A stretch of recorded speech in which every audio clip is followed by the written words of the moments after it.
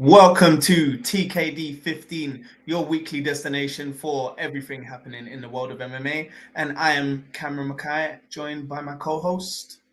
Rashad Akram. Yes, a lot has happened since we last spoke, from major fight announcements to controversial comments. And we'll be breaking down the latest news, analyzing everything. And I'm looking forward to what's coming up next. So let's get into it. How you doing, Rashad? I'm good, man. I can't believe it's TKD 15. Like, bro, TKD 15. Our 15th episode, man. Crazy. That's it. Man. It feels like like I still feel like we started this like just a few weeks ago. It doesn't feel like we've done that. Yeah, bro. 100%. It's just because you know what I mean. It's crazy how we during this process we've only missed like 1 week, man. We've been doing this like in, week out, bro. Yeah, and sometimes I sit there and I'm like, are we just speaking to ourselves, or is anybody out there? Is anybody out there? I don't know, but I'm enjoying. I think a lot of this is like me and you actually get to talk about MMA on a platform and sit down and actually have a conversation, which we don't get a lot of time for in our busy adult lives, man. So yeah, man. Yep, the adult lives take over, because I didn't even get to watch Dan Hooker's Underground Fights, the most recent one. So that kind of, I'm probably gonna watch it after this. You know what I mean? Like as a little bedtime, go to bed watching it, like sort of thing. Well, I love those, man. Again, those are fucking sick. Cam loves Dan Hooker, man. Cam loves anything. Cam's Dan Hooker. If Dan Hooker brought out an underwear brand, just know Cam is gonna. I would meet Cam, and he'd be like, "Look what I just bought." Not that he'd be wearing it when he's showing me, by the way. Got the Dan Hook. Got the Hooker merch. You would have it framed in his room, 100%. I got the Dan Hooker boxes. Come on. Oh my gosh, man. Anything non-MMA before we get into it? Yeah, so it's how easy it is to slip into an MMA conversation. That's it, exactly. Bro, I was just thinking, like, I've got this light box next to me, yeah, and this is gonna attract so many flipping insects. I'm hoping that, because I've just cracked the door of my van here, yeah, because obviously I can't close it. I've got the electrical cable. I'm hoping a big F-off mosquito don't come in here and just try to. Because why are mosquitoes like alive in the winter or autumn? Like, don't you have somewhere else to be, bro? You London folk, yeah. Think you got like all this. You city folk, yeah. Think you got. think you got this wildlife, yeah. Come out here. Come to the jungle. Come to the bayou. You think you are, bruv? Man said you London folk. Bro, you were living in London only a couple months ago. Your whole life, bro. This is mad. Yeah, I have to clear my palate, bro. This is crazy. This is crazy talk. I can't believe you were waiting to say this, bro. You lot have no idea what we get out here. You know what I mean? Like when I was one of you guys, like I yeah, cool. But then when I got out here, I was like, nah. You lot are sheltered. You lot are out there in Ipswich. Bubble wrap.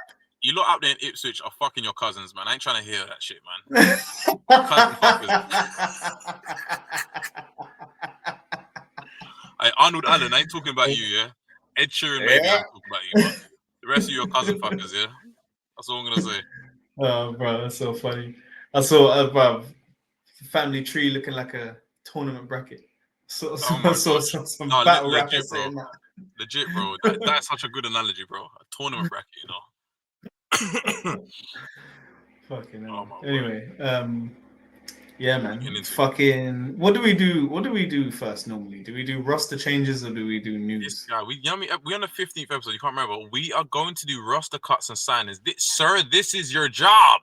This is your job. How have you forgotten your job? Come on now. Come on now, boy. Get to work. All right. So here we go. So, in terms of roster changes, I'm just noting because there was some really good Contender Series wins from Tuesday. So I'm just gonna go through those. Yeah. There was just some that stood out to me. So there was 3 sign. So there was 3. There wasn't just 3 signings. They all got signed, but 3 signings that stood out to me. Jelsa Chavez and Sofia Montenegro. So that was an insane stupid war. Like I was thinking, like, you know, Chavez went down, Montenegro was just pushing it, like they were both like just going for each other. So let me just read the take that I wrote. So Jose Chavez defeated Sofia Montenegro by a close split decision win in the flyweight bout on Dana White's Contender Series. So both fighters were awarded the contract, and like they were just. So at first, Chavez was really just pushing the pace, right? Like she got the knockdown, and then like it started going into the grappling exchanges, right? Because everything, like it was just keep going, like, and then the second round, you saw Montenegro start to get tired. It started to swing the other way. Like it was just an insane fight, man. Like I'm still kind of babbled by it, if I'm honest. But they both got signed. So Chavez got the dub, but they both got signed. So it's always good to see that from Dana White. Lit, man. And then we have another Magomedov in the UFC. So Murtazali Magomedov. So he defeats Brahim Zerka by TKO. Round 1 minute 37. He's a featherweight. He's 10-0, and he has a 100% finish rate. 100%. Wow. Yeah, let's just let's fights? this guy's Tapology on screen real quick. Yeah, bring that up, bro. 100% is crazy. Oh, yeah. Must be like 10 fights, bro. 100%.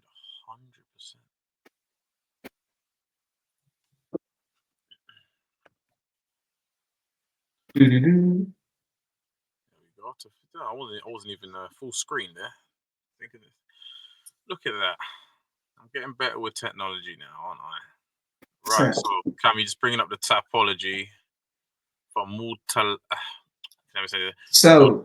Magomedov. Oh yeah, so he is 10-0. Bro, look at that. What did I say? Savage. I said I placed 10 fights. That's it. I killed that shit, man. Central Asian fighter, of course. You know? Yeah, of course. 26 years old. 26? Young. Oh, wow. Young. Yeah, he's young, man. Career disclosed earnings 0. They said we're not telling you nothing. We're not telling you nothing. You guys will. So let's see who he's fought for. So fought for the Contender, obviously, and then what's this? The Octagon. MMA Octagon League. Oh, okay, that was on. Is that on Channel 4, right? And you got WEF there as well. Yep, it's on the WEF. So 100% finish rate though. Round 1 punches. Round 2 knee and punches. Some submissions there as well. Wow. Triangle choke. Yeah. I mean, come on. He's a Magomedov. That is true, but I'm trying not to be trying not to stereotype anymore. Okay, racist. Racist. A little bit of racism never hurt anyone. Oh, love me a bit of racism, mate. Love me a bit of racism. Arm triangle choke, round 3. Yeah, so this guy, he's the real deal. So, yeah, I think if he does well in his first few fights, hopefully they throw him into the wolves and they give him a bit of a test. 3 fights, he could be staring at the face of maybe a Lerone Murphy. Ooh, very interesting. I'm talking crazy already, but I feel like this is the exact type of guy that they would skyrocket. But it's like when it's those first 3 fights. I feel like that sort of make or break, like what direction you sort of go in. Like obviously not for everyone, because loads of people. Look, Charles Oliveira is obviously the shining example, but like, a lot of people have up and down careers, and then end up being on top. So yeah, that's a little bit of Magomedov. Yeah, so that's all I had for the sign-ins and cuts of note. In terms of cuts, there hasn't been any. Oh wait, cuts. Yeah. Sorry. Got some cuts here.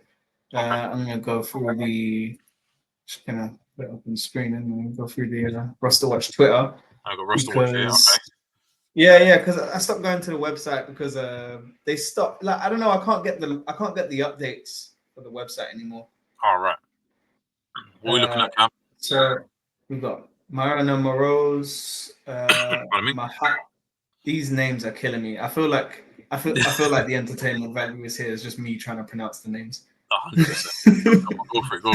So read it. yeah, let's do that. Myron Moroz, Mahashate Hayesea. Okay, that one is not even fair. I think you've been set up there. Maheshate, I can't even. I can't even do that. And I'm decent with names. Was it Austin Hubbard next? Yeah. Austin. Stop that, bro. Oh my gosh. Stop that, Preston's Parsons. He needs to be removed just for having an alliterative name. I don't like alliterative names. Is he Preston Parsons. It's always weirdly more exciting when someone's cut versus when they're signed. Preston's Parsons. Preston's Parsons. Who's he for? Preston's Parsley. Who's he for? Let's see, how's his record been? A bit patchy there. Bit patchy. He's been on a tear. Bit patchy mix there. He's lost at Jacob Smith, Oban Elliott. Beat Matthew Semmelsberger though. Lost to Trevin Giles. Lost to Trevin Giles. That's Pete. Oh, Daniel Rodriguez. Oh shit.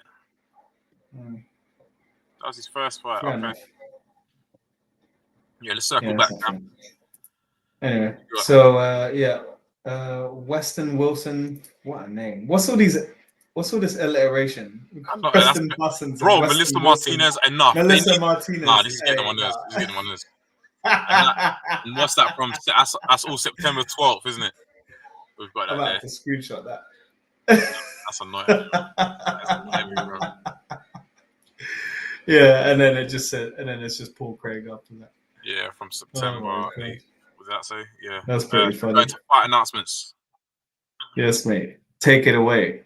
Let's take it away. It is my time to shine. Guys, it is fight announcements, and what we have here this week, nothing too exciting. We got Garcia. We got Garcia versus Onama.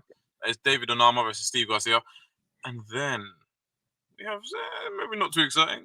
Just Charles Oliveira's fighting again versus Matthias Gamrot. A little bit of a backdrop on that. So Rafael Fiziev actually dropped out of an injury. Then BSD was actually was mentioned. His camp shut that shit down so flipping fast. I mean, I couldn't believe it. I thought I literally read the article saying, "Oh, BSD has been supposedly put into the mix." Bro, the next post, BSD's camp has shut that down. We respect Charles way too much to be taking him on short notice. Blah blah blah. I'm like, oh, okay, fair enough. Who's it gonna be? A lot of people were saying Matthias Gamrot, and people saying, I don't want to see Matthias Gamrot versus Oliveira. It's gonna be boring, this and that, whatever. But here we are. It has been made, and also Oliveira apparently was supposed to be ducking Gamrot. Apparently, Oliveira, I think he said something. He didn't want that fight, but we've arrived, and it looks like he's accepted it anyway. What are your thoughts on that, Cam, man? Well, just to add to that, we have the video of him reacting to. Oh, I saw this. Yeah. I literally saw it. He was like, kurva. Yeah. Most Polish thing ever. Jeez, man. Yeah, so it's pretty cool to see. Like, to be honest with you, I mean, to be totally honest with you, I've never been like the biggest Gamrot fan, just because safety first. He's a safety first fighter, and I'm not really a big fan of that, because as well as I am all for purity and winning comes first, like I totally get it, but I'm also a fan, so of the sport itself. I feel like itself, and being a former martial artist as a child and in my teens, I know that certain things you have to take risks to win. You can't always be safe. So I'll never be sort of an advocate of the safe style of fighting. Saying that, it would be a really good fight, because it would be good to see how the grappling matches up, because I feel like you know, when we always do this thing where we have grapplers versus grapplers, and then it ends up being a kickboxing fight. I feel like this. Excuse me. I feel like this one, you know, Gamrot is actually going to look to, you know, take him down. Yeah. You know, and actually we're gonna see what happens, you know. It's insane. It's not like he's just some insanely, you know, strong Islam, and it's just gonna be like, well, he doesn't have a chance. But I feel like this will be competitive grappling. Oliveira's BJJ, man, it's really good. I feel like there's points in which he could have. There's Oliveira, obviously he's really good. I'm just thinking about his last fight against Topuria, and I saw a bit of a breakdown, and they were discussing that how when he had the heel hook, and the differences between like him and Gordon Ryan, and they said like he could have had that heel hook and actually submitted Topuria, arguably. Had he thrown like his right leg towards the canvas, that would have like locked it up and sunk it in. And I thought to myself, Oliveira's BJJ is like up there. I thought, why didn't that come to mind? And is it them small mistakes is that going to make the difference between him winning against Gamrot and, you know, not? Yeah. Yeah. The small those small things there. You know, yeah. On the feet. What we just think kind of add up. Oliveira Gamrot on the feet, my friend. Oh, what we're thinking of them on the free? Yeah, let's say. I mean, like Oliveira definitely I think he definitely takes that because, like, you know, Oliveira, he likes to teep, he likes to make space with that front kick, you know, especially early on. And he likes, he likes to creep forward, and he never really goes for the takedown, but he does. But if he sees an opportunity to get close, or if you get close, he's definitely already engaged in that situation. Like we've seen him like sort of wrap up when people get close. We saw it with Michael Chandler. Yeah. You know what I mean? Arnold Sarukian as well. He did it midair, didn't he? Yeah, exactly. Midair. Yeah. Exactly. Yeah. For sure. I agree, for sure. Moving to the news. That was. Yes, I have some news. That was actually one of my news. That was actually my first news. All right. But I had a feeling you were going to mention that. But I stole it. Yeah, that's right. Like a good old German. Yeah. Yes. That is a joke, by the way. We do a lot of Germans steal things. That's not Germans steal? Prejudicial. Racist against Germans. Germans are racist. Anyway. Well, yeah, go on. Technically, it's an ethnicity. Ethnicity, isn't it? Aren't they all Caucasoids from the Caucasus Mountains? I know. Okay, I saw you bust a little smirk there, Cameron. You like that one? Caucasus Mountains. Caucasoids is what you smart at. Yeah. Caucasoids. Cameron, taking forever. I'm going to beat to it. Come on. Okay, Conor McGregor. No, I'm here. Are you ready? Yeah, you sure? No, I was going to say that. Come on, my friend. Our listeners are waiting. All right. So UFC releases the White House event renderings. Have you seen this, Rashad? Have you seen this? No, bring it up on the screen, bro. Yes, we're gonna see. So UFC has released the renderings for what they think the White House card is gonna look like and what they want it to look like.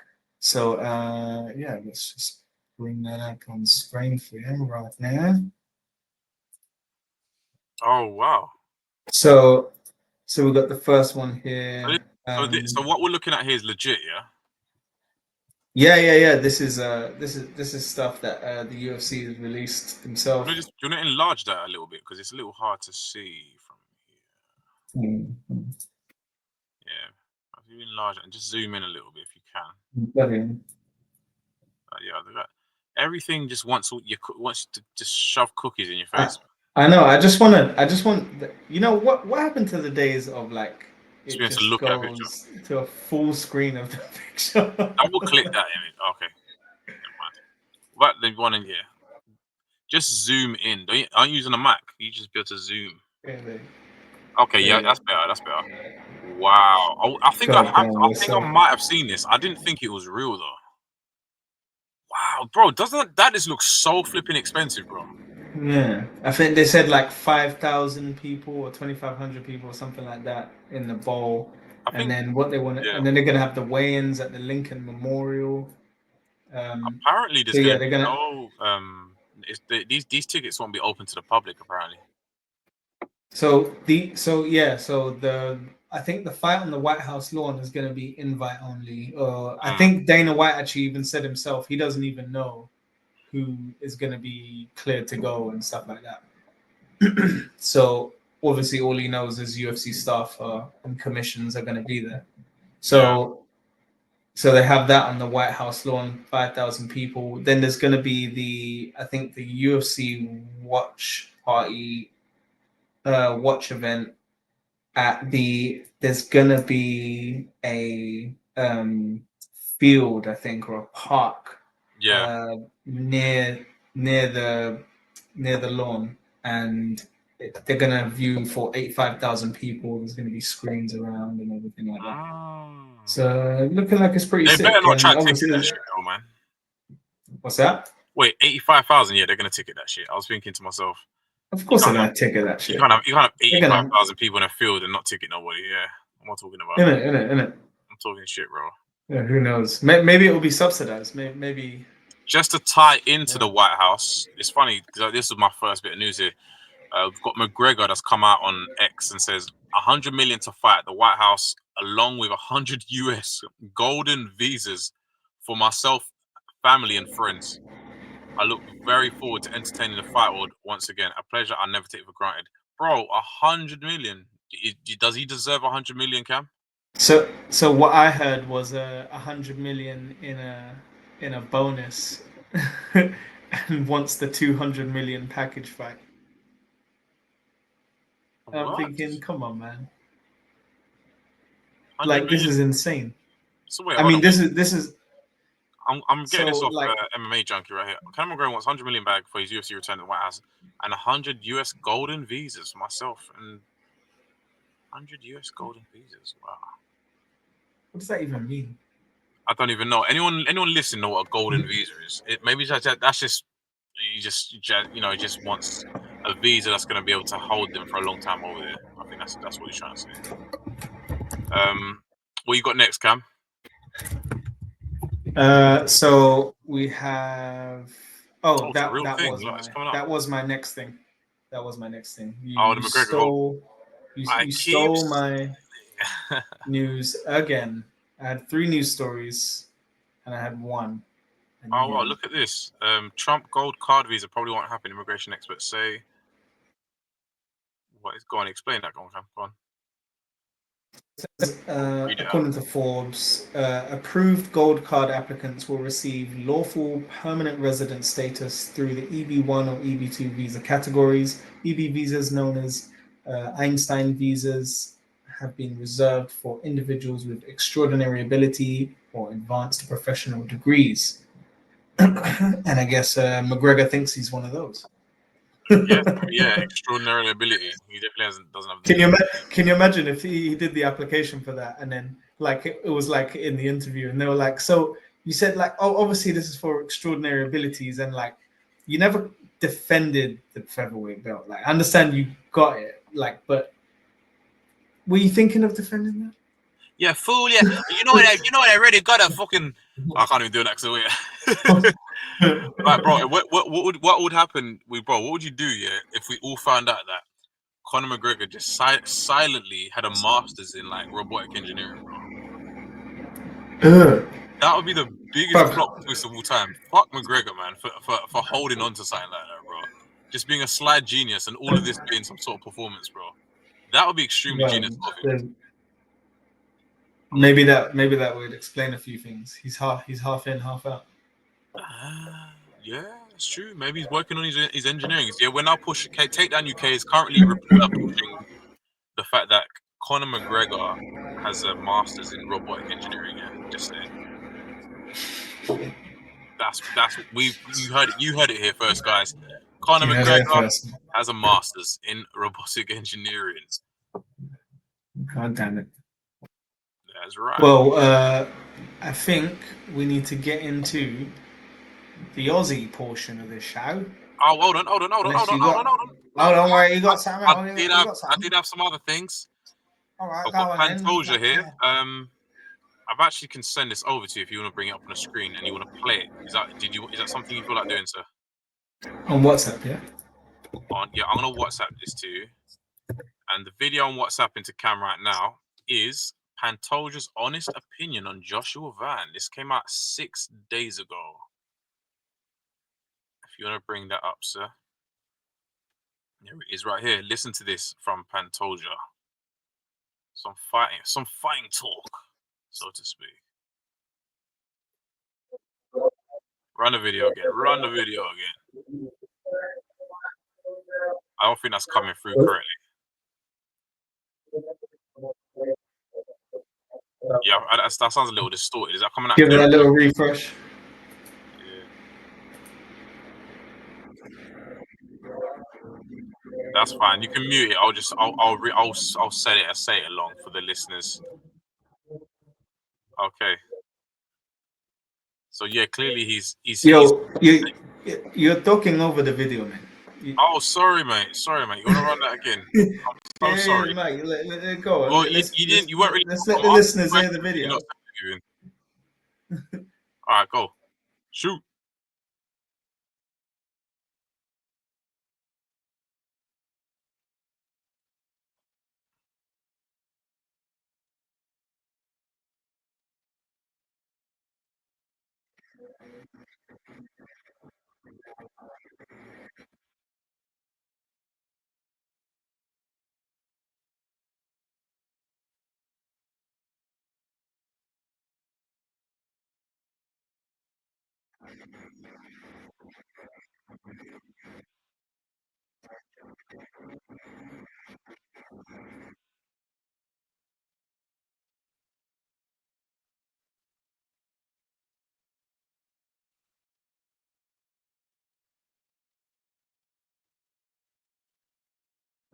What do we think, Cam?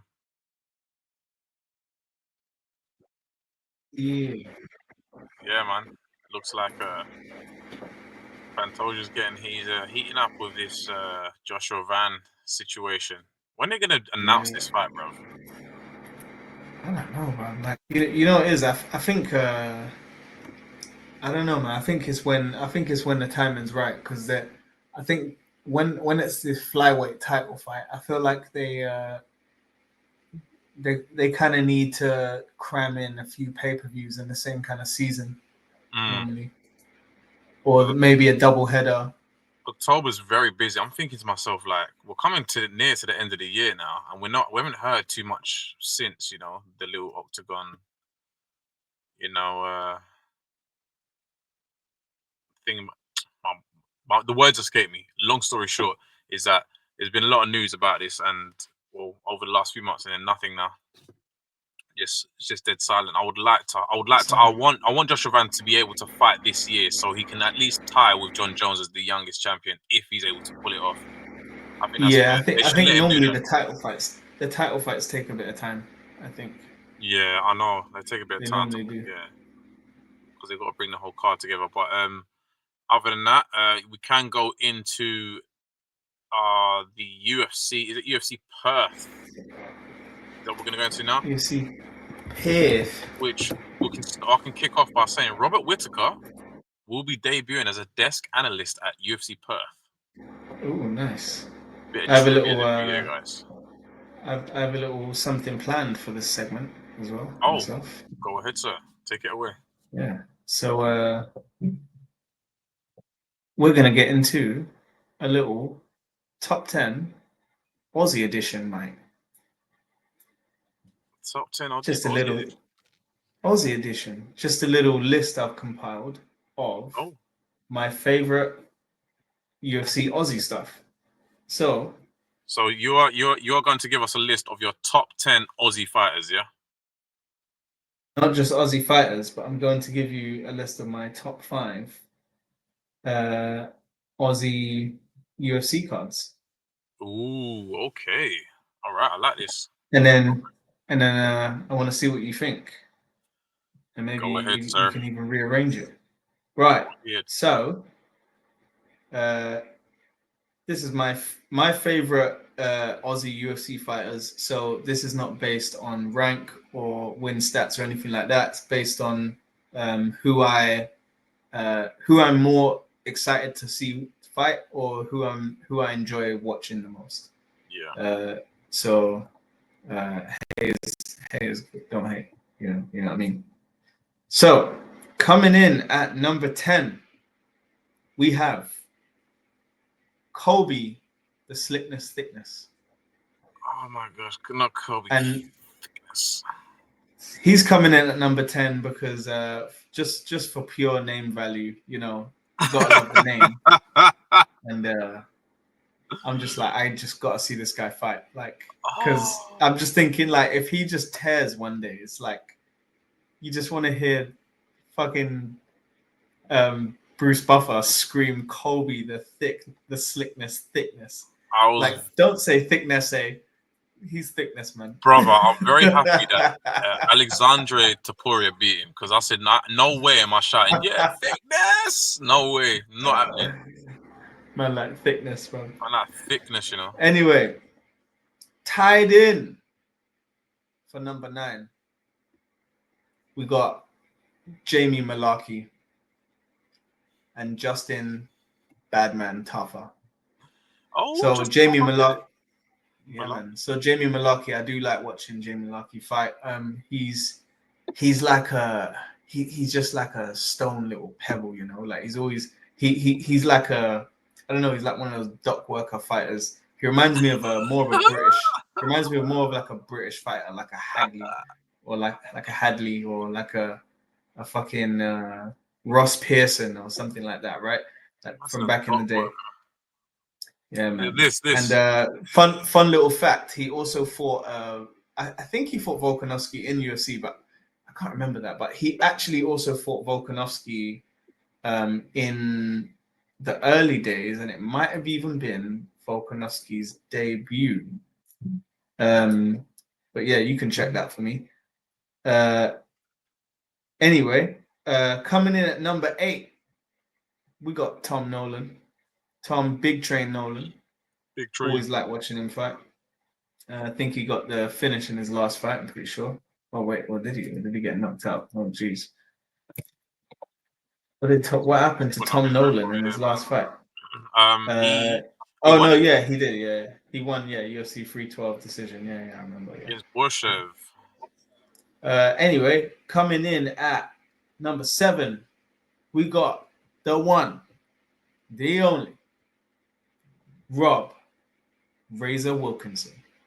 Rob Razor Wilkinson. Rob Wilkinson. So Rob Wilkinson, if you guys remember, very, very good middleweight, like solid fighter. Fought a lot of the top guys. Gave Israel Adesanya his debut.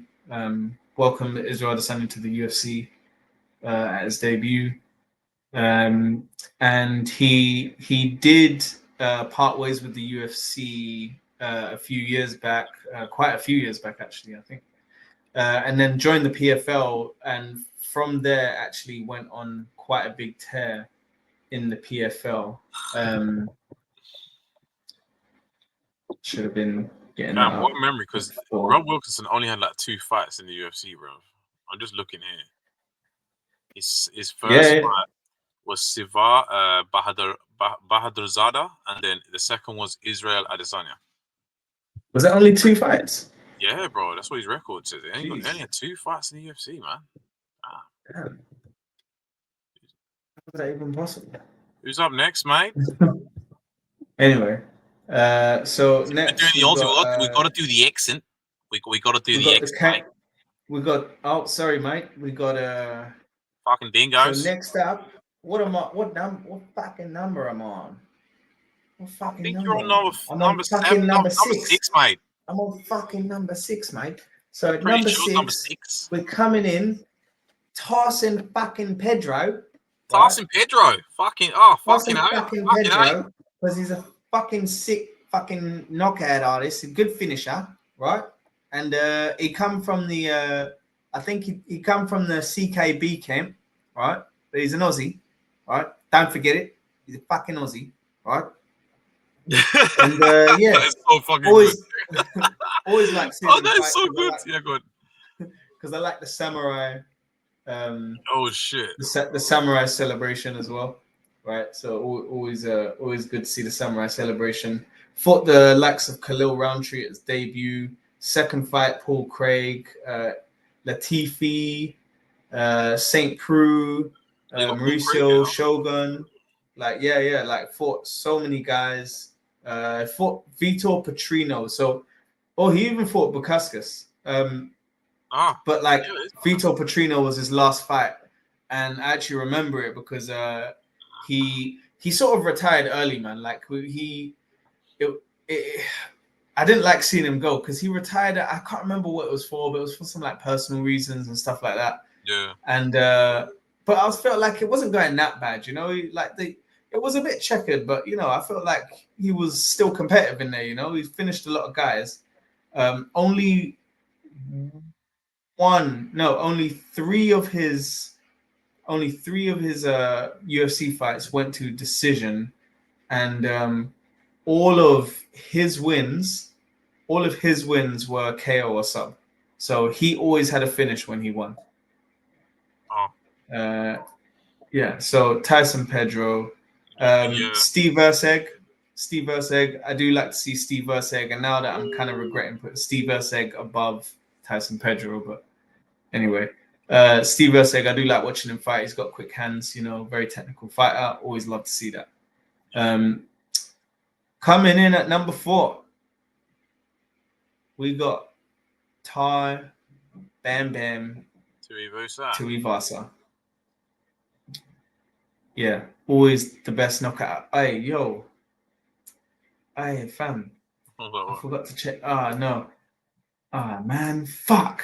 Did you miss someone? Never mind. No, you know what happened, yeah? Never mind, guys. But fuck it, man. I'm just going to roll with it. Tai Bam Bam Tuivasa, yeah? Like, bruv, whether he wins or loses, right? He's always fucking like, he's always like just doing crazy shit. Like, you think like for the first round, okay, there's no way this is sustainable for 2-3 rounds, right? Like everything he does, but fam, like always knocking guys out. Coming in at number 3, we're gonna have Robert the Reaper Whittaker. Solid.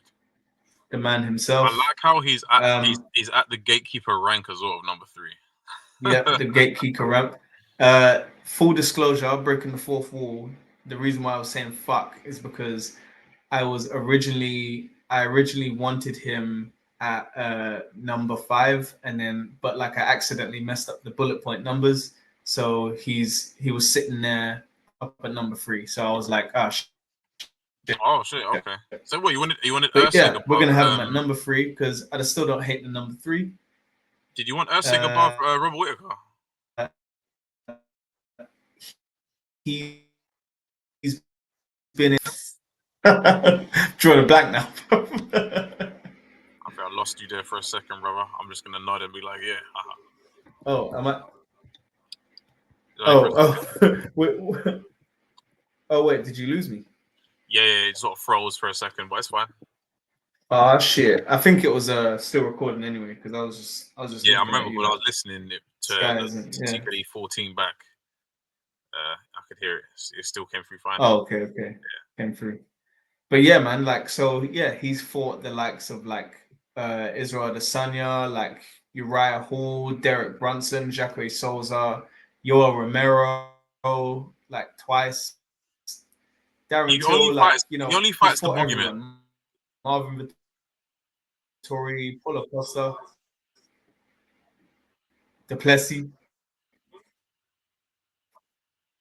One of the best. He's probably got one of the best resumes, like that I've seen. Like, I couldn't agree more, man. I think because to even have Yoel Romero on there is quite crazy. Didn't he fight him twice, bro? That's a task. Wasn't it twice he fought him, bro? Yeah, he fought him twice. Yeah, he fought him twice, bro. Yeah. Yeah. Uriah Hall. He's got Darren Till, Jared Cannonier. Bro, he's fought everybody, bro. You got, bro, Rob Whittaker. Yeah, it's one of those fights. When you go back over his record, it really reminds you of who he is, bro. Would we? And Put he's been through the old guard. Yeah. I'd put Rob Whittaker in top 10 UFC resumes of all time, bro. Yeah, for sure. Like, we need to do one of those lists as well. We need to definitely do a list of resumes. Yeah, that's he's been through like the old guard of like UFC fighters, and then like it's like around here, like Derek Brunson, because even Jacare Souza was still kind of relatively. He wasn't like a vet. He was older like a vet, but he still hadn't been in the UFC for that long. And then you kind of see, okay, now the new fighters are starting to come in. Yeah. Yoel Romero was also kind of old, but he come in old. Like, I think he come into the UFC at like 35, wasn't it? 35. What year was it again? That's 2018. Yeah, I think he was around 35, 36. He was like on the tail end of most fighters' careers, man. Right. That day. Yeah. Yeah, man. Anyway, just to finish off my list. Coming in at number 2, we have Jack Della Maddalena. He is the dock worker fighter, just how I like it. Yeah, he's got them hands. This guy. Listen, bro, why have you do that to me, man? They don't listen at home. But man. Yeah, man, it's just the way he's come up as well. Contender Series alum. You know what I mean? Like, and yep, all good, man. Looking good. Laugh until snot came out my nose, bro. This guy is something wrong with you, man. My favorite dark record is how I like it. What's your problem, man? Oh shit. But yeah, man, like, you know, just coming up from the Contender Series and seeing him run through the right people, you know, like it's good to see like someone that actually kind of deserves the belt. And I actually do hope he can keep it as well, because he's a good fit for 170, and he's gonna fight the way, you know, I would like to see someone fight at that level. I think he's gonna fight Islam the way everyone wants a fighter to fight Islam. Yeah. In his face, punching him up. That's what people. That's what people. Yeah, innit? Just punching him up. Yeah, man, stuffing those takedowns. I think this is definitely Islam's hardest fight in Maddalena. But yeah. And at number 1, we have Alexander Sigret Volkanovski. The one and only. Like, fought everyone in his division, went through everyone he needed to go to, like, racked up a mad amount of title wins. Like, let's pull up his record real quick, bro. You want to pull up his record on the screen real quick, man? Let's just give the people at home a reminder, man, of his accomplishments. I mean, he also stopped. Actually, arguably, I would say he beat Max twice. There's one occasion I think Max actually beat him out. I think that was the second fight. But yeah, man. So like, he's one of those fighters, one of those rare fighters that have had more title fights than fights in the UFC.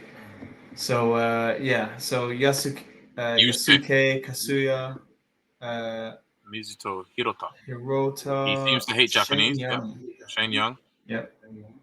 Jeremy Kennedy. Yeah, like, he just wasn't losing. Jeremy Kennedy, Darren Elkins. I think that's when, right there is when he got on my radar. I remember that fight. Like, I don't remember these ones, but I remember the Darren Elkins ones. And that was when I was like, okay, this guy. I think it was because, you know, I heard of Darren Elkins. I was like, oh, Darren Elkins fighting. Yeah. So yeah, and then it was Chad Mendes.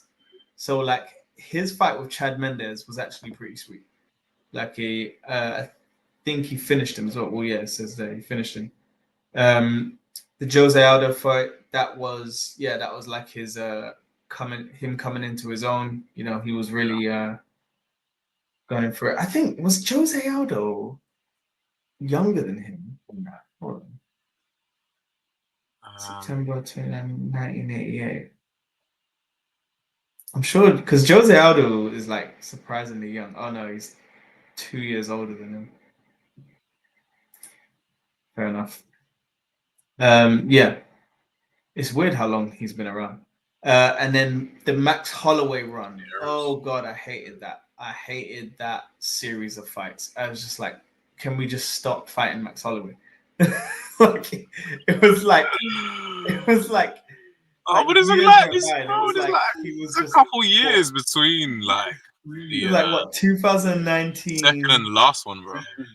and then like yeah, but in that same year he fought Max Holloway. And Bro, but the fights they were bangers, bro. Each fight, every Max Holloway fight against Volkanovski was a banger. The first one was a banger. The second yeah, one, bro. Do you? But I have to. Yeah, but don't you think Volkanovski lost to Holloway in the second fight, bro? No, not really. I actually am one of those controversial people that thinks he won all three. What, bro? I watched that second fight. Holloway was outstriking him, man. He was landing so cleanly, bro. No, man. It's only the third fight was like really decisive because that was it's so long ago. Holloway going, come on, can't hit me. He was all moving, dancing, moving around, bro. Yeah, honestly, man. That was that third performance by Volkanovski just set the record straight, but the second one gave me questions. Yeah. Look, it was even a split decision. I just remember that. Look, it's got it right there.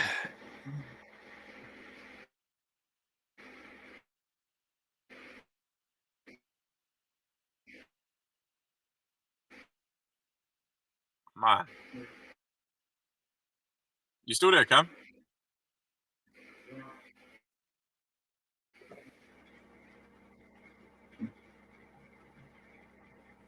Cam? We're back. Cool. I missed everything you said, but good take, man. Good take. No, I paused. Good take. Yeah. And then, no, you're good. You don't have to pause. Just keep talking. Oh, okay. Bro, yeah, Brian Ortega. Yep. Chan Sung Jung. Chang Sung Jung. Yeah. But yeah, in the past 3 years, hadn't fought anyone. Most of the people he fought was Max Holloway. Yeah. But yeah, the Yair Rodriguez fight, I really liked that fight. You know, because that was that everyone thought after Islam, you know, he was done, man. You know. Yeah, 100%. But now, bro, like it's funny that because Yair Rodriguez, that was like a reminder to all the people who had recency bias. Yeah, like respect me, innit? Yeah. And even the first fight with Makhachev was a respectable loss because bro, he was there relaxing when he was being taken down by Makhachev. You see, he was putting his thumb, doing all of that showboat, and that Yair Rodriguez fight. I really enjoyed. I think I actually watched that fight again after watching it the first time. It was a good one. It's a really good fight. And then you had all this bullshit. Took this too early. I think I really feel like took this and Cam, would you say there's a difference between KO'd by the hands and being KO'd by a kick? Do you feel like you can come back quicker being KO'd from a punch? I've never been KO'd by a kick, but I just from what you can imagine and what you can I think a KO is a KO. Like, you know what I mean? Like I feel like shin to skull is like a very different thing to from fist to skull. Well, you know, it's just, you know, something hitting you and then you go out in it. Like it's not about it hurting. Like it's really just I feel like nerves, the impact and how much time you need to take to come back, bro. That's what I was thinking. Yeah, but it affects how you fight, innit? Because you in your mind you solidified you don't want that again. Like like I don't know how you would, you know, quantify which one would do more mental damage. I mean, the physical damage, obviously, like a kick would do way more physical damage. But I mean, like, we're talking about how a fighter would come back, right? Or how they physically. Well, yeah, like I said, if something does more physical damage, it's going to take longer to recover. Yeah, physical. Yeah. So that's why I was thinking a kick as opposed to a punch. Maybe if it was a punch, he could have come back and fought Topuria, no problem. But that head kick's too fast because let's say he takes because if we look at this, October 2023, Makhachev, February 2024, he fought Topuria, what was that? November, December, January, February. That's 4 months. So let's say even he took 2 months off. He's already back in camp. Yeah, it's true. After 2, you know what I mean? That's 2 month camp. He's back in already. That's mental, man. It's very true, mate.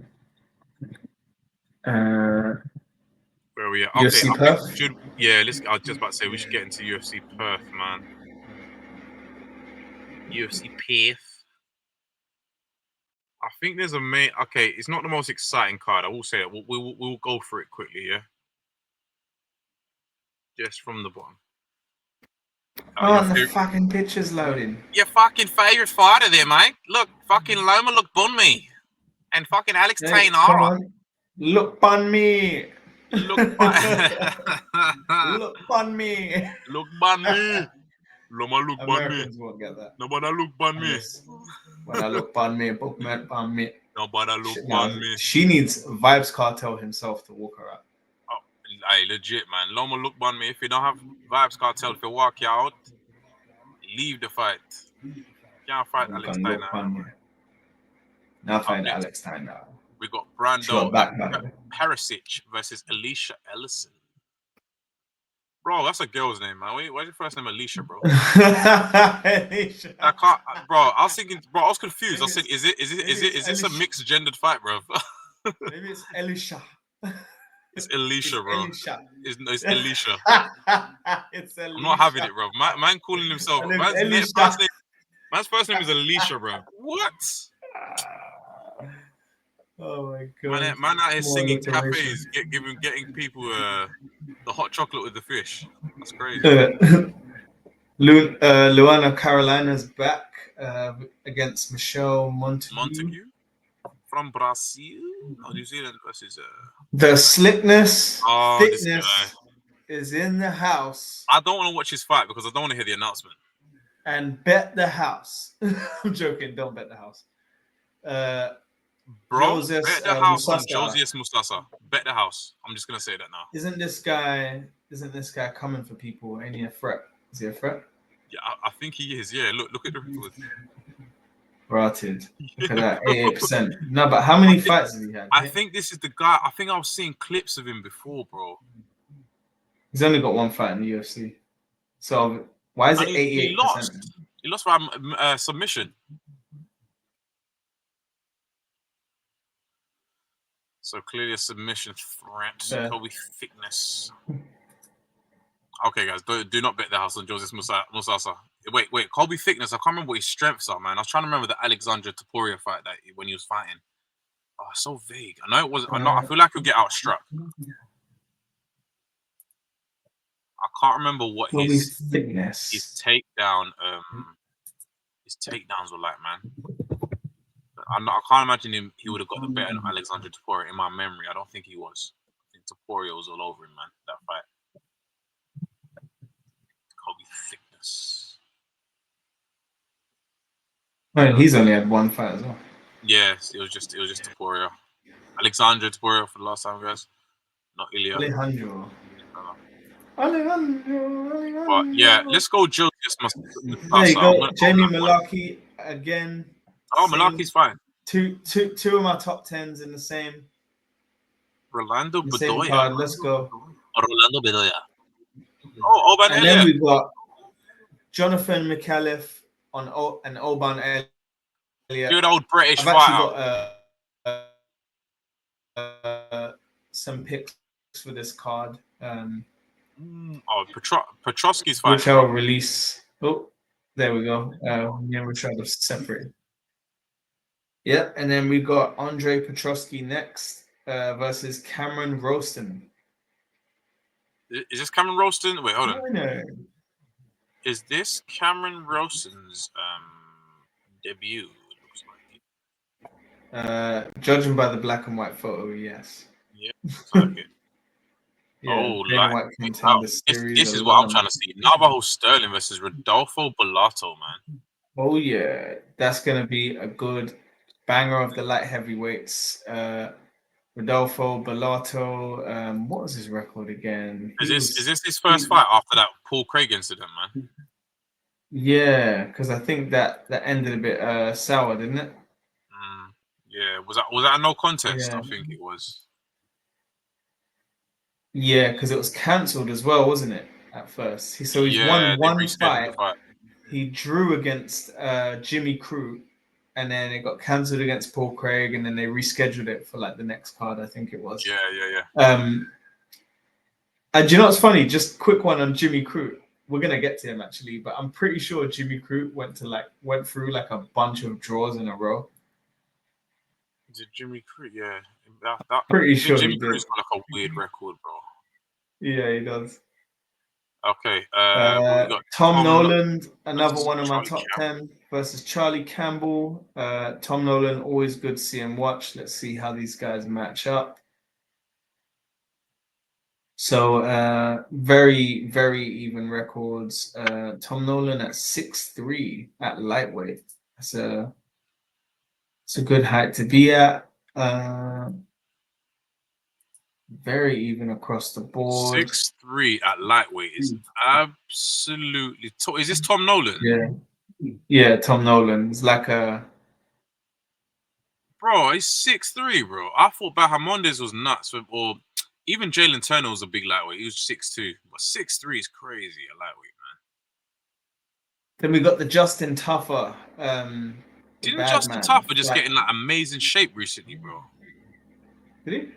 Yeah, apparently. I think so. Or was that his brother? Was that Junior? Oh, it might have been Junior actually. Might have been Junior. Yeah, man. He's coming to knock someone out. Pretty sure. Almost can guarantee it. Coming against Louis Sutherland. Who is that? Did he come up through the contender? Not familiar with the name. Interesting that he's on a main card though, isn't it? Or is a fight night, to be fair.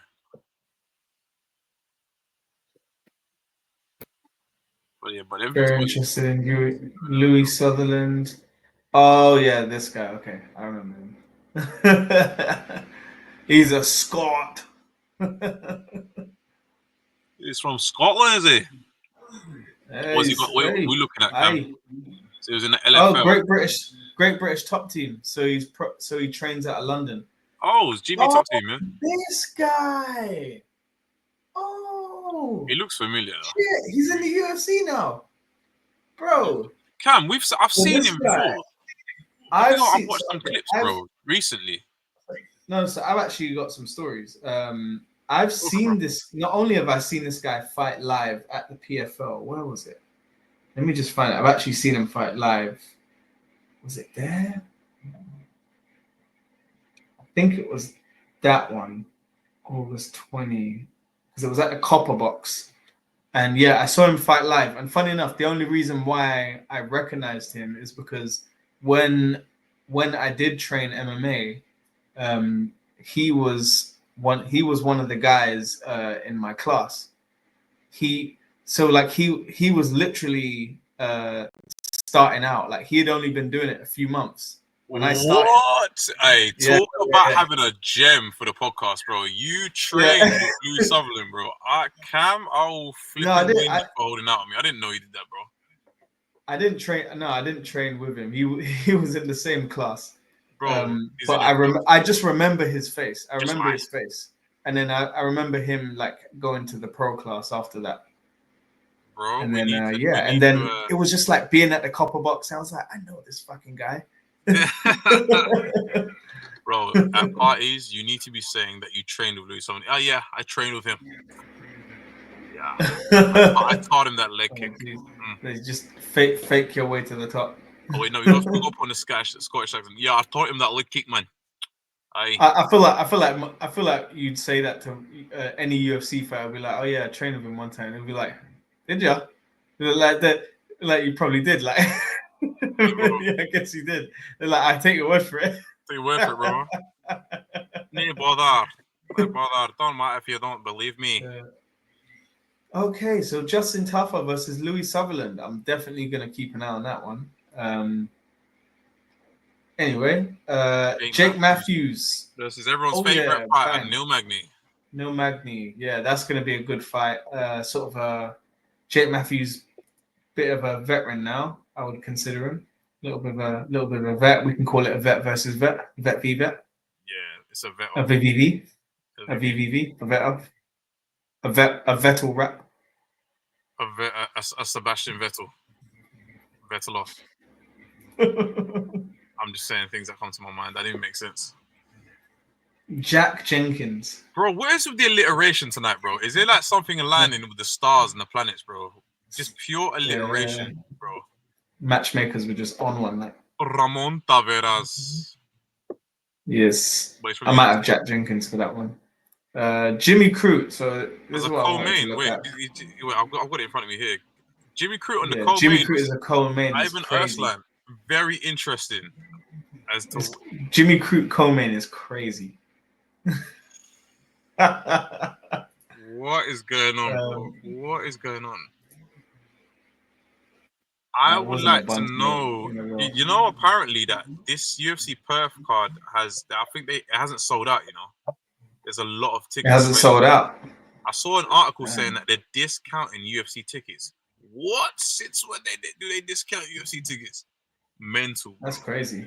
It's mental. But Perth is quite. I mean, Perth is a major city, but it's not like the most major city. You know. I know, but still, man, like it's the UFC, bro. It's like super isolated as well, isn't it? Is it on the west side? Yeah. It's like all the way down there. Western Australia. Yeah. Look, all the shit's happening on this side. You know, you got Brisbane, you got fucking Sydney, Gold Coast, you got fucking Sydney, and fucking Brisbane, Melbourne. Geelong. Melbourne. Your accent is too cold. Queensland, mate. Look at that fucking Queensland. You fucking looking to move to Queensland, mate? Simpson. Bro, what the fuck is? Fucking lose your mind. Bro, can't even wrap my head around it. How is this just in your country, bro? You just got look. Can I just say something? Yeah, you got some patch of orange here, the size of England. Yeah, just there, like, and it's called Simpson. Look, I zoom in. There's nothing, bro. There's nothing there, bro. The outback here is scary, bro. And so fucked. Imagine he just plonked you there, bro. Australia's so fucked here because it's like 90% of their country is uninhabitable, bro. That's why I think majority of the cities are all coastal, bro. Yeah, literally, like everyone lives on the coast. Like, look at this fucking road, nowhere. One little road going through for a whole fuck off desert, bro. No, what if it's just some is that an airport? Who's going there to do shit, bro? Oh my god. Anyway. Australia is a place, bro. What a place. Yeah, I would love to go one day. Definitely, bro. We got to do a road maybe that could be our first international card, if not Paris. Bro, imagine, bro. We'd be going big if we went Australia as our first international card. I think I was considering it at one point, man. Oh, I've always wanted to go. If I go to Australia for any, because you know it is, yeah. You know, Kai's always saying like, you know, I would go Australia. There's nothing there. I just need to find a reason to go to Australia because I really want to go there. But at the same time, I'm thinking, why would I go there? Like, what's there? It's a nice nature, I guess, whatever.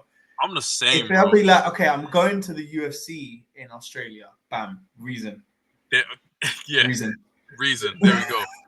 Yeah, man. We can go, bro. Solid reason. But you just can't flop me this time because, you know, we were supposed to go to a specific country in February, but Cameron's now flopped the thing. Him and his missus have just pulled out on me, even though it was their flipping idea to invite me. And I got all gas telling people, yeah, I'm going on holiday soon. That's the whole spider web.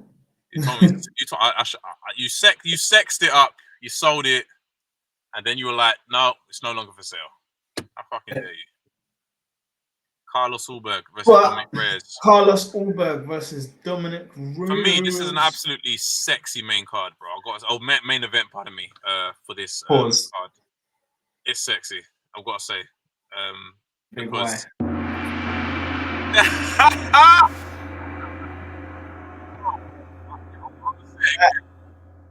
fight is just sex for me. You know why? Because these guys are both this. I'm just close. It's only going to get worse as I explain it. These guys are extremely athletic. Anyway, I think I should stop. I don't know if I'm myself a grave here. And this is the Y gong, you know. The That's the Y stats gong. are so similar. They're both 6'4". They've both got a 77-inch reach. Bro, the leg reach is exactly the same. What the fuck? Yeah, it's nuts. It's Bro, nuts. these guys were made for each other, bro. I would even say that like they have like similar skill as well, because They move obviously similar, you bro. have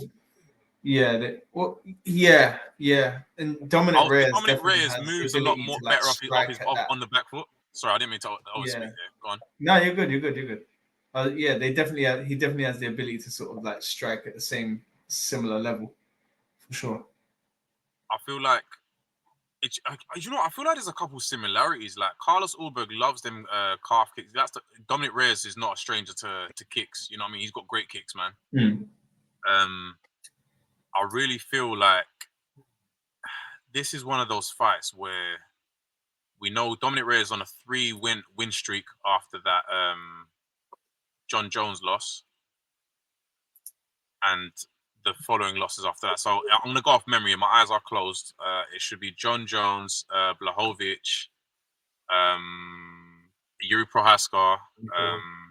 Then who's the last one that he fought, man? He had 3 losses in a row after John Jones. Oh, give me a hint. On his last loss before the win streak. Needs therapy. Needs therapy. Oh shit! Who the fuck could that be? Needs therapy. You know, I'm just thinking of Anthony Smith. Superman. You heard my family. Oh, you know what? He fought Anthony Smith twice. Oh shit, man! This is gonna fucking spin me, bro. Anthony Smith beat him, I think. Oh, is it Anthony Smith? Oh, what is this, man? This is gonna bug me. Anthony Smith finished him. Oh, he finished him! Oh shit! Wait, I should know this. Oh, who the fuck is this, man? I'm drawing a blank, bro. Help me out. Ryan Spann. That's it. Ryan Spann knocked out Reyes as well. Fuck. It was a KO. Shit. Fucking A, mate. Fucking KO. He beat Jacoby as well, which is a solid win. Yeah. Then it was Smith. And then he got on and beat Anthony Smith, but fought Smithy, and then Krylov. Yeah. Yeah, man. That's actually a solid win streak. It's interesting. And then Carlos Ulberg, I think his only loss is to Kennedy Nzechukwu. I can never say his name. Yeah. Which was a KO. Yeah, I actually remember that as well. He KO'd him. I think that was like his debut. The right hand it didn't even feel like the right hand came with a lot, bro. Like because it was a right hook right up against the cage. And he dropped Ulberg, and then that was it. Bang, bang, bang. Ref stopped it. It was a hard. I think he was actually kind of beating him up though in that fight. What, Nzechukwu? Yeah, I think he was actually beating him up in that fight, if I remember correctly. Yeah, I don't feel like it was I don't feel like it was equal at any point. But they kind of threw him into the wolves with that one because Nzechukwu was quite experienced at that point. But Carlos Ulberg is coming to his own. You know, he's been undefeated since then. So, yeah, with his last fight coming to Blachowicz last fight, Ozdemir, Manifield, a fast Manifield knockout as well. Yeah. But yeah, I feel like Reyes is not. Was I say a jump? But no, it's a good. No, he's already fought Blachowicz. No, yeah, I would say no. I would say it's a. But Blachowicz is old now, man. He's so old, bro. He's Yeah, but he would. I think he's older than I think he's older than Jared Cannonier. And it's funny because I feel like Blachowicz still performs well, but he just hasn't got the athleticism. Like, you know what they always say, like power's the last thing to go, and that's all he's left with now. You know what I mean? And he's obviously his brain. You know what I mean? His fighting brain, but veteran. Yeah. So so this weekend is going to be it's going to be massive for the light heavyweight division because the winner of Ankalaev Pereira, which is literally the week after. I'm assuming one of these two guys will be getting a title shot. I would like to think.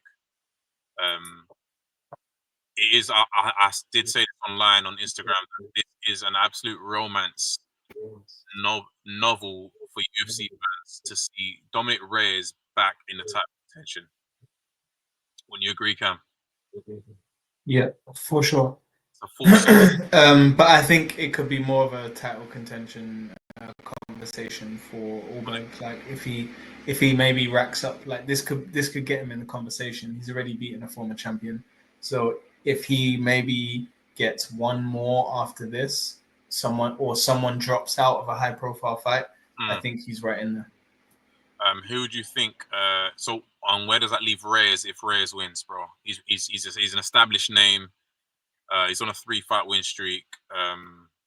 Yeah. Well, what we saying? Well, Reyes is gonna probably have to pick up the pieces. I think the number one thing that Reyes doesn't have to his advantage, one thing that kind of hurts him in this fight, particularly, is his inactivity. Like he doesn't fight that often, and I think that's a problem because in the beginning he was very competitive with a lot of people, especially having not done MMA that long and it not being like his base discipline. He's like an athlete, but I think time and inactivity has sort of hurt that. So them's the breaks, I guess. Okay. Bro, can you do me a favor? If you just bring up the light forward to that card. If you want to bring up the light heavyweight division real quick, yeah. I just want to take a quick look, and then I've got one more light heavyweight division. One more thing to add, which I think a lot is the elephant in the room, or sort of not the elephant in the room, but the elephant outside looking into the room, should I say?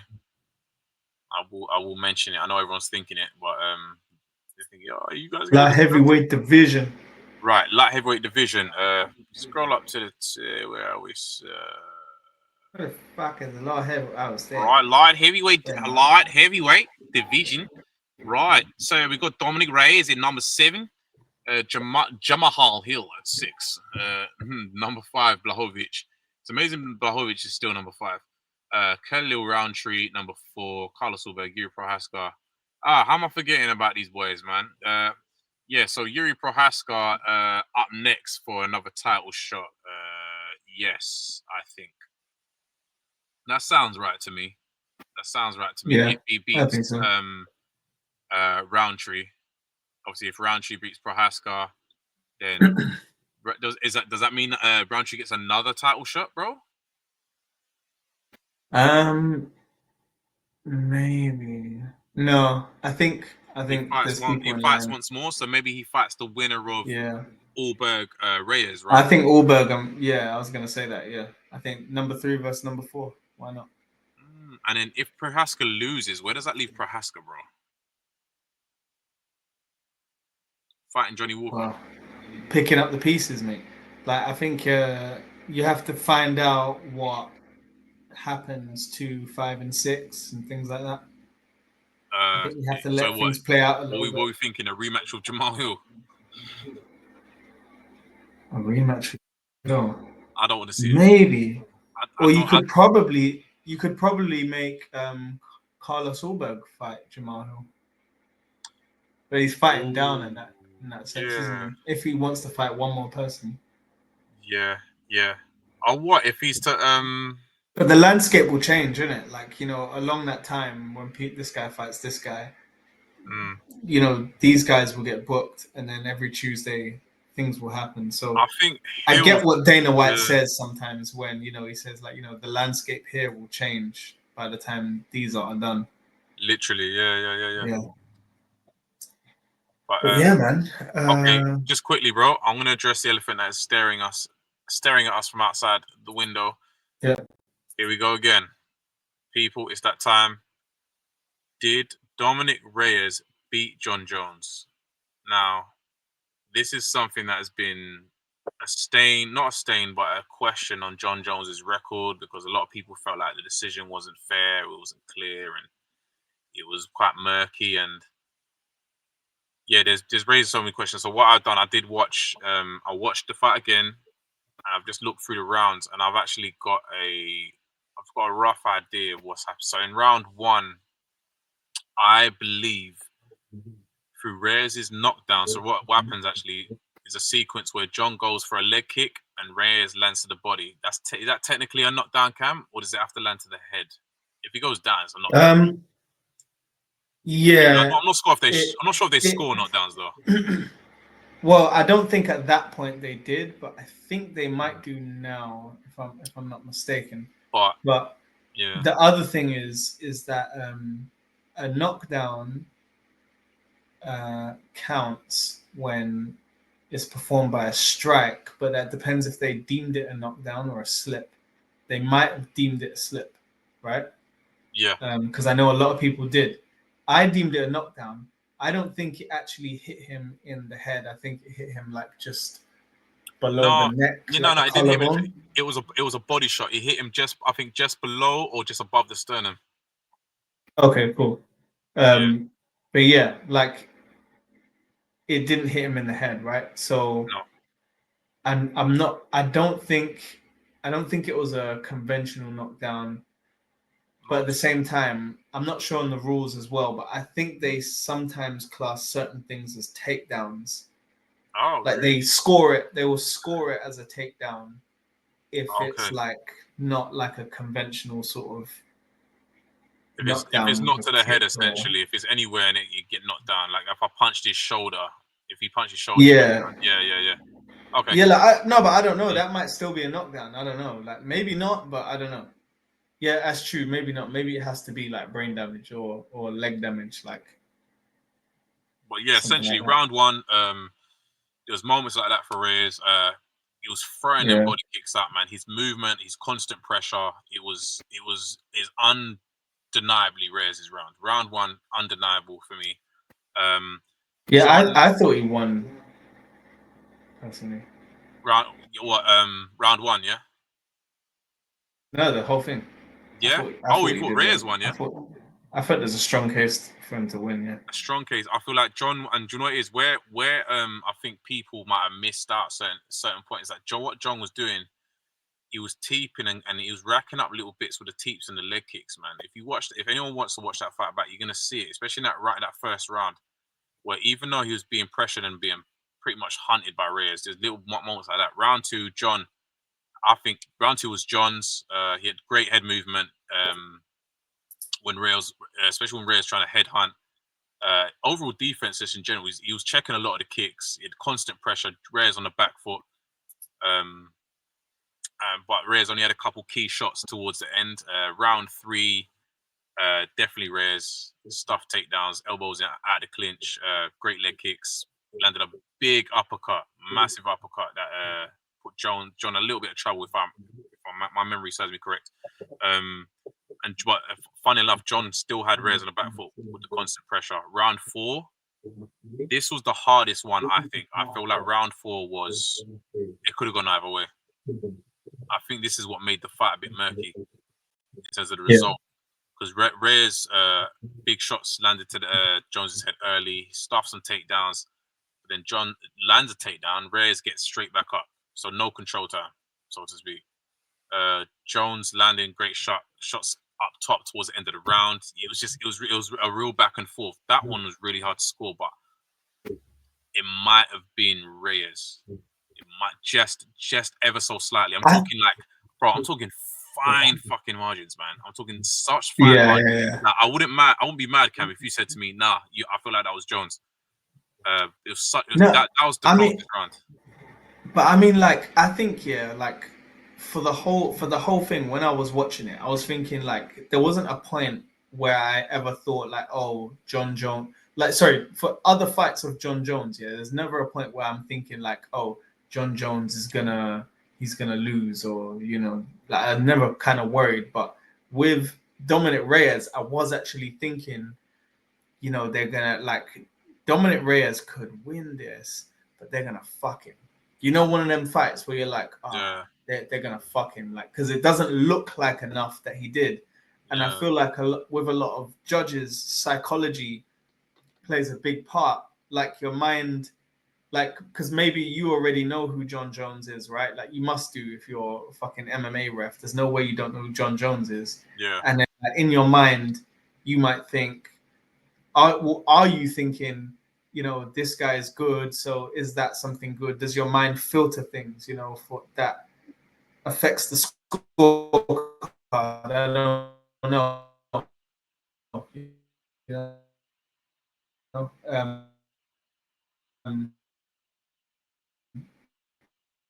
I would like to take a bit actually more look into some criteria and have a segment. Is that a segment? Is that a cool segment? Well, you have to repeat that because your connection was going in and out there. Oh no, I was just saying we should have a segment for all that. Like no, because I obviously it recorded, but I was just saying, like, I was just talking about how there's a strong case, like there's a strong case for Reyes to have just gotten fucked out of the whole decision because of the aura. What's the name of the segment that you wanted to put in there? Yeah, like we should analyze and talk about fucking screw jobs, like just people getting robbed. Like I'm down, bro. We can do it round by round because this is what I did for the fight. I actually wrote them down round by round. Like round 5, I would say was John's. I would say John's just because Reyes looked exhausted. I think he wasn't moving as well, and he actually landed some takedowns, and defensively he was just sound throughout the whole round, in my opinion. Yeah, he looked. I think. Sorry, go on. Yeah, I was gonna say that he looked almost like he came to that round almost looking like fresh, bro. I don't know how to. Yeah. That could be the PEDs, but anyway. Yeah. Great questions there, but. I think a good way to kick it off with next week we should do Volkov versus Cyril Gane. Oh my words! So okay, all right. Guys, we're gonna introduce a new segment. I'm gonna name it here, Cam. If you want to give it the green light, give me a thumbs up. Putting it in the notes. We're gonna call it right now. Biggest robberies. It's very simple. The conspiracy segment. The conspiracy segment. We're calling it biggest robberies in the UFC. That is a segment we're gonna start doing from not just robberies though, like controversial decisions. Like, you know what I mean? Like, it's is that the decision? Like, we're gonna call it murky waters. Because sometimes murky waters. Because sometimes there's like some KOs as well, yeah. And you're like, could. Okay. Yeah. Question. Do you know what I mean, though? Like, but I know he's flat on his face, but ref, it's a bit early. You give him some time to get up. Yeah, he's a champion. He's a champion. Like he could just wake up after getting pummeled for that another 2 minutes. Like, give him a second. 100%. I love the Instagram comments, and it's just someone getting starched, and the comments are like quick early stoppage. That is one of our favorite cultural things for MMA fans right now, man. Early stoppage. The guy's been flatlined, bro. Oh shit, man. But Cam, you got your picks for this. We'll wrap up with this with your picks for UFC Perth. Just want to go over them quickly. I know you had Yes, sir. So I was gonna make a YouTube video about this, but I might as well do it on here. You can always do it again. It's not a problem, sir. Mate, it's all right. I'll just do it on here, innit? And then next time I'll do a fatting YouTube video. Fatting YouTube, you little something, something. So, these are my picks. Dun, dun, dun, dun. Dun, dun, dun. Anyway, so these are some of my breakdowns. So the first pick I have for UFC Perth will be Jamie Mullarkey versus Rolando Bedoya. So Mullarkey is taller at 6 foot versus Bedoya's 5'11", and he does have like the slight weight advantage, right? So it comes in a bit heavier. Both have a reach of 74. Bedoya does have the higher striking volume, but he does absorb more strikes per minute. So you can kind of see Malaki is kind of like a durable guy. He absorbs, just about 4.5 strikes per minute. Jamie Malaki does have he has the better finishing average. I think most of them come by KO TKO. In terms of the grappling now, so Malaki does have the edge, like just stats wise, but I don't think like we really see him use it that much. It's probably just mostly defensive. So saying that, I'm gonna go for Jamie Malaki outright, but most likely I think probably a TKO. Oh wow, for Malaki, yeah. Malaks. Okay. We got And next. It's an ambitious one. I'm going for that. Okay. I've started to be. I'm trying to be a bit more precise. Like normally I do the outrights, but since we're on the podcast, I'm gonna bite the bullet. I'm gonna be brave, and I'm gonna shoot my shot. I'm gonna try and hit the targets. Because your picks used to be like spot on, man. When you were locked in, bro. When you were locked in, your picks were like banging. In our earlier days, bro. In the early days of Takedown. Yeah. The early days. Yeah, the early picks and breakdowns. That's right, bro. Coming to YouTube soon. So next we have Jonathan McAuliffe versus Oban Elliott. So we have both of them at 6'4", but McAuliffe has the significant reach advantage. Wait, run that back. Oban Elliott is 6'4". No, sorry. Did I say 6'4"? I meant 6 foot. 6 foot. I was gonna say I've seen him fight. I was like, no way, he's 6'4", bro. It is actually written here in my notes 6 foot as well. Like I don't know why I said 6'4". 6'4" is. I said Oban Elliott is not bro. 6'4", bro. In welterweight, like 6 foot now, bro. Shit. That's crazy. But yeah, so McAuliffe has the reach advantage at 77 inches versus Oban's 72, right? So and McAuliffe is a southpaw, so that could be quite a big problem. Is Oban Elliott a southpaw actually? So McAuliffe has the higher striking volume, so that's 4.77 slaps per minute, and Oban is an accurate striker. So his striking accuracy is at 48%. His striking defense is at 60%. So there is so we have accuracy versus volume game here, right? Yeah. Which one do we pick? It depends who has the more success at the respective one, right? I would say Oban Elliott has more success at his respective category. Should I put that in?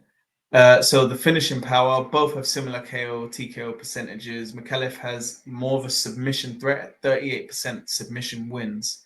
But obviously Oban Elliott's decision has his more decisions, but also Oban Elliott, I think, has been in the UFC for a shorter time. So anyway, I think just based on the numbers, I think Oban Elliott's gonna win that by decision. Oh, so you got Oban Elliott on that one, yeah? Okay. You got Oban Elliott. So next up we have Jake Matthews versus Neil Magny. So obviously Magny has a massive reach advantage, like the lanky arms at 80 inches. Completely like 4 inches taller, but the amount of experience is like, just vast. So Magny does have that sort of vet power where he can kind of craft his way out of sort of situations, and he's sort of been through every situation. He knows it. So it's sort of like nothing he hasn't really seen. He's beat them all, he's lost to them all, right? So saying that, Jake Matthews does have the better striking defense at 60% versus Neil Magny's 51. Neil Magny's decisions come at 57% of all his wins. Now, what that tells me is that Neil Magny is a very smart fighter. He's a safe fighter. Yeah. He probably doesn't like to take too many risks, and that is kind of a huge push in his favor when you look at things like that, right? So Matthews obviously has more of a balanced record with a high percentage of submissions by 36%. So we know if it gets into those grappling exchanges, we can probably favor Jake Matthews in that. So based on all of that, this is kind of a reluctant one, but I know there's the vet status and all that kind of stuff. Magny is also at the tail end, and the frequency of losses are increasing, right? So yeah, I'm gonna go for Jake Matthews on this one. Oh, Jake Matthews. Okay. Yeah, I'm gonna go for Jake Matthews. Outright. So finally, we have the Carlos Ulberg versus Dominic Reyes. Yeah. The tail of the tape, both fighters are physically identical in height and weight and reach astoundingly. Striking, Ulberg has a higher volume of 6.77 slaps per minute, but Reyes is more defensively sound and has a higher KO TKO percentage at 67%. Ulberg has more of an effective takedown offense, but Reyes has an excellent takedown defense and higher submission average, right? Yeah. So, all in all, I'm going completely against my numbers here, Rashad. I'm not going to listen to the numbers because something in my heart just tells me, nah. I'm gonna go with Carlos Ulberg. I had a feeling you were going to say that, man. I really had a feeling you were going to say Carlos Ulberg. Because the numbers point to Dominic Reyes for me, right? But I don't know, man. I don't know. I think Ulberg is. I think the time is right. You know, I think he's there, and I think this is the right opponent for him. So, yeah, I'm gonna go Ulberg. I think I would say if I were to make the pick, my only pick, which would be between these guys, for this card, the reason I would go Ulberg is because something you mentioned earlier, which I thought was quite important. Dominic Reyes started MMA late, and he's a pure athlete in the game, and we saw that even in the fight against Jones. Like, he was able to move and do all the stuff he was doing, but just pure athleticism. As he's getting older, and taking damage from those losses, some of them were KOs. I feel like he's not quite the athlete he once was. Do you know what I'm saying? How old is Dominic Reyes now, by the way? Do you know? Dominic Reyes is. How old are you if you're born in 1989 December?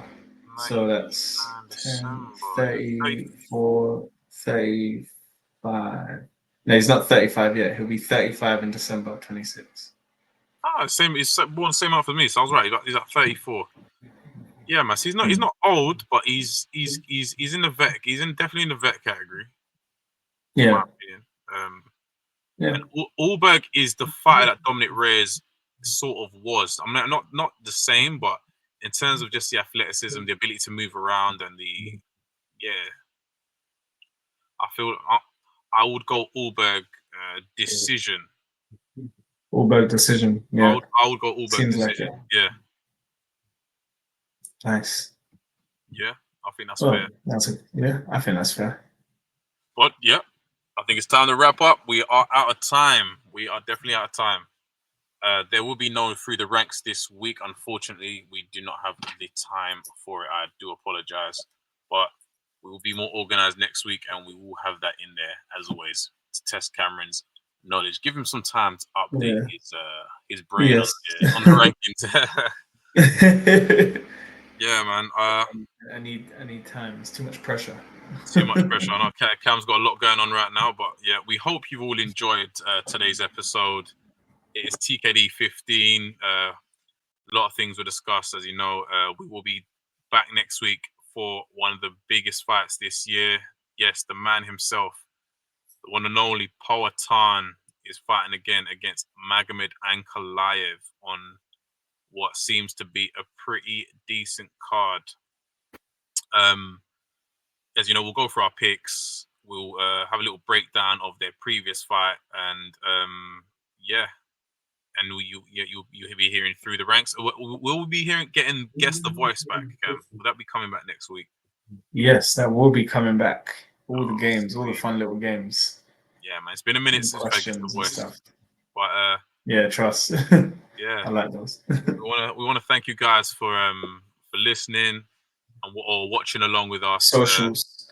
Yeah, you can find myself at Jets Takedown. That's JETS Takedown. You can find Cam at Cam Takedown on Instagram, and you can find us on TikTok at Takedown UK, and on Instagram at takedown.uk, and on YouTube at Takedown. Well, just search Takedown UK, man. We're gonna pop up Takedown first. UK. That's right, bitch. Yeah, man. And you can find this episode on Takedown on the YouTube. Download the YouTube. And obviously, we're on Spotify. This is a podcast, so just type TKD and we will pop up. Okay? Yeah, man. Sweet as. Well, guys, we bid you adieu. Yeah. So TKD 16. Wow, the numbers are racking up, man. Come on. See you next week. See you next.